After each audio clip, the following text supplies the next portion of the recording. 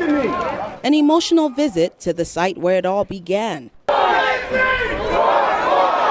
The brother of George Floyd at a makeshift memorial where a white Minneapolis police officer kneeled on his brother's neck, calling for calm and peace in the wake of widespread unrest that has unfolded since Floyd's death. Let's switch it up, y'all. Let's switch it up. Yes. Amen. Do this peacefully, please. With U.S. cities in flames following the most widespread protest over police brutality and racism in decades, demonstrators worry their calls for justice are being drowned out by the violence. George Floyd was killed like an animal, and we're tired. This is the norm.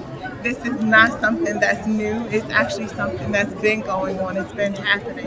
And we're here just to say that we're tired of this. The rallies are made up mainly of peaceful demonstrators who greatly outnumber those who want to instigate violence. Yet a number of protests have descended into chaos, usually after sunset, with looting and vandalism.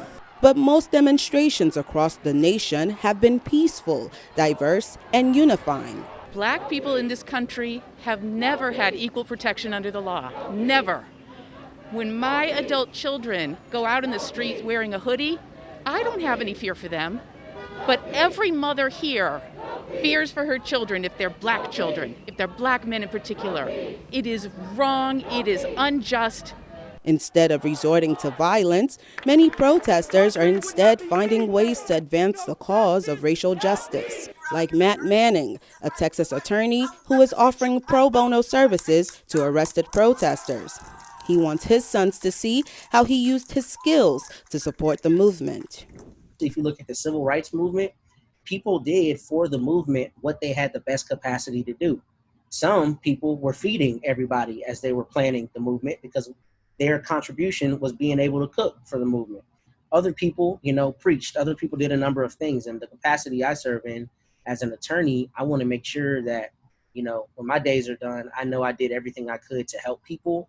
Others are leaning on their faith. A time to hope. Writer Christina Pessoa is calling on her multicultural church congregation to action.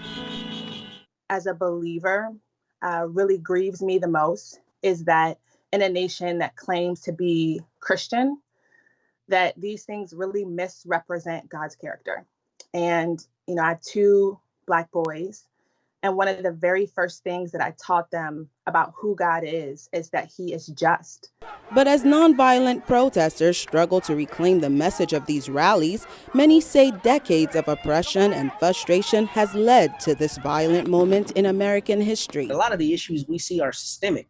These are compounded issues: educational system, the housing system, criminal justice, the disparate outcomes for Black and brown people in this country that have existed since the inception of this country. Systemic issues that will take time to be resolved. Meanwhile, critics say the image of law enforcement breaking up a peaceful rally outside the White House so that Trump could walk to a church will do nothing to help a community seeking justice and healing.